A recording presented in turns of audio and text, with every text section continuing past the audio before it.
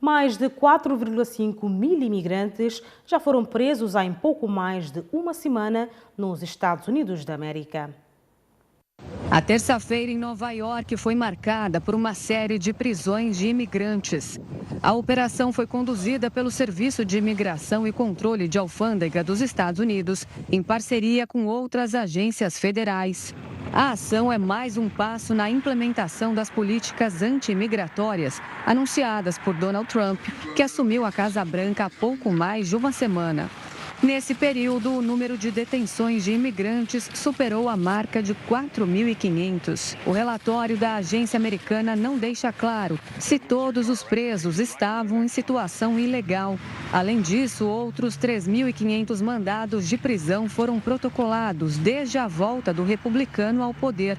E como parte dessa operação, Trump começou a negociar um acordo com El Salvador para enviar imigrantes de diferentes nacionalidades para o país da América Central.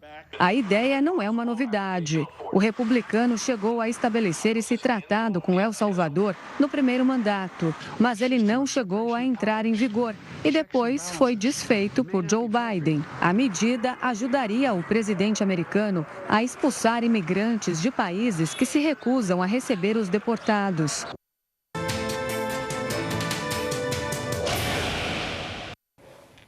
Um menino de 10 anos de idade morreu em um hospital de Berlim, na Alemanha, após ser diagnosticado com difteria. A criança não foi vacinada e estava em cuidados intensivos desde outubro. Uma criança natural de Brandemburgo faleceu após vários meses de internação no Hospital de Berlim, na Alemanha, onde foi diagnosticado com difteria, uma infecção causada por uma bactéria que atinge faringe, laringe e nariz, ocasionalmente outras partes do corpo, como pele e mucosas. Segundo o diário alemão, a criança que morreu não tinha sido vacinada contra a doença. A mãe da criança também foi infectada, mas só que no momento não corre risco de vida. A escola onde o menino estudava confirmou a morte da criança numa carta distribuída entre a comunidade escolar. De acordo com a Direção-Geral da Saúde, a infecção pode ocorrer a nível das vias respiratórias superiores, com aparecimento de lesões que pode causar febre, dor de garganta e mal-estar. A vacina continua sendo a principal medida preventiva contra a doença na Alemanha. Um homem de nome Ryan English, vindo de Massachusetts, que pretendia matar membros da administração Trump, entregou-se à polícia junto ao Capitólio, confessando planos de assassinar o secretário do Tesouro Scott e ameaças ao secretário de Defesa Pete Hegseth e ao presidente da Câmara dos Representantes Mike Johnson. O suspeito estava armado com uma faca e 2 coquetéis, levava um bilhete acusando as vítimas de nazismo e planeava os ataques. English também estava disposto a matar qualquer agente da polícia caso fosse interrompido. Mas no momento da detenção tinha várias garrafas de vodka que tencionava incendiar Scott e planeava esfaqueá-lo se conseguisse aproximar do secretário do Tesouro, cuja nomeação foi aprovada pelo Senado na segunda-feira. Ele permanece detido enquanto as investigações avançam.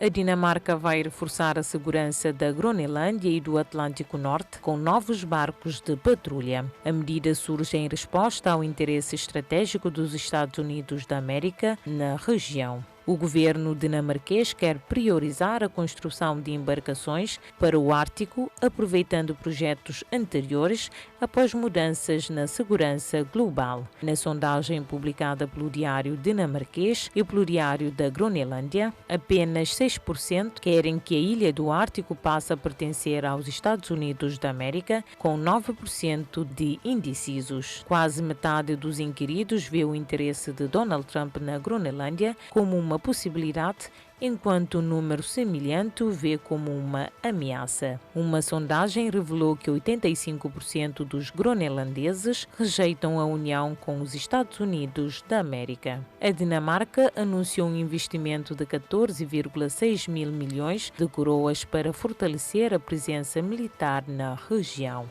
A Groenlândia também mantém a sua autonomia, mas depende economicamente da Dinamarca.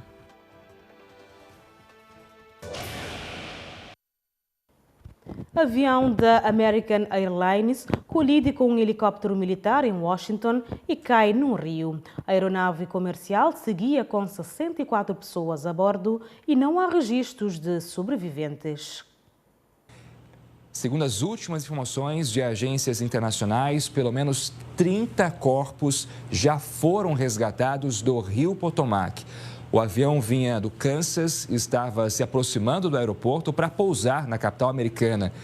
Numa rede social, o presidente Trump questionou os controladores de voo e o helicóptero e afirmou que o acidente poderia ter sido evitado. Veja o exato momento em que este avião da American Airlines se choca com o helicóptero momentos antes do pouso no aeroporto na capital americana. De fato, uma investigação que a partir de agora tenta descobrir o que aconteceu, se houve uma falha na torre de controle que deu informações equivocadas para uma das aeronaves e aí resultou, infelizmente, nesse trágico acidente aéreo nos Estados Unidos. As chances de encontrar sobreviventes após o acidente ocorrido na noite desta quarta-feira em Washington são mínimas. 64 pessoas estavam a bordo do avião e 3 soldados no helicóptero que fazia um voo de treinamento. Depois da colisão, as 2 aeronaves caíram no rio Potomac, próximo ao aeroporto Ronald Reagan. Equipes de resgate fazem buscas na região com botes e helicópteros, mas a chance de haver sobreviventes é muito pequena. Pelo menos 18 corpos já foram resgatados do rio Potomac. O avião vinha do Kansas e estava se aproximando do aeroporto para pousar na capital americana. O Pentágono, Departamento de Defesa dos Estados Unidos, anunciou que vai abrir uma investigação. A agência de notícias Reuters divulgou uma tentativa de comunicação da torre de comando com o helicóptero, alertando para a possibilidade de colisão com o avião.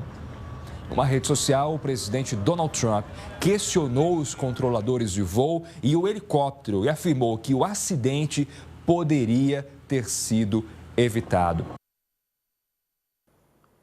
A França foi atingida pela depressão Ivo, que provocou grandes inundações. A tempestade Ivo atingiu o nordeste de França nesta quarta-feira, provocando grandes inundações em Redon. 3 departamentos foram colocados em alerta vermelho na sequência da passagem das tempestades Eowyn e Hermínia e 1000 pessoas foram retiradas desde o início desta semana. Em Redon, a tempestade atingiu 5,3 metros, mais de 60 centímetros do que no dia anterior. As autoridades apelam à prudência, enquanto os serviços de emergência permanecem mobilizados face à ameaça contínua de inundações. O Serviço Meteorológico Météo France, em seu último boletim, prevê novas chuvas e fortes rajadas de vento no nordeste do país. Em Vilaine, inundações significativas são possíveis, incluindo em áreas raramente inundadas. Sob uma chuva torrencial, bombeiros trabalham ativamente para apoiar a população. 3 pessoas foram evacuadas e cerca de 20 outras foram abrigadas em um ginásio, informou a Prefeitura de Redon, enquanto várias escolas estão fechadas até sexta-feira. O governo moçambicano anunciou o pagamento de metade do 13º salário dos funcionários públicos e 100% aos pensionistas em fevereiro. A medida levou à suspensão da greve iniciada em janeiro. Após 9 dias de greve, o porta-voz do governo moçambicano, Inocêncio Mpisa, anunciou o pagamento de 50% do 13º salário para os funcionários públicos e 100% para os pensionistas. O pagamento será efetuado numa única tranche no próximo mês e não abrangerá ministros, deputados e gestores de empresas públicas. Com o anúncio, os funcionários públicos suspenderam a paralisação da greve iniciada no dia 20 de janeiro. Raul Piloto, presidente da Associação Nacional dos Enfermeiros, destacou o gesto de boa-fé e a confiança de que o governo cumprirá com o compromisso. A greve foi organizada por sindicatos e associações socioprofissionais para pressionar pelo pagamento do 13º salário, reivindicação que agora parece estar em vias de ser parcialmente entendida.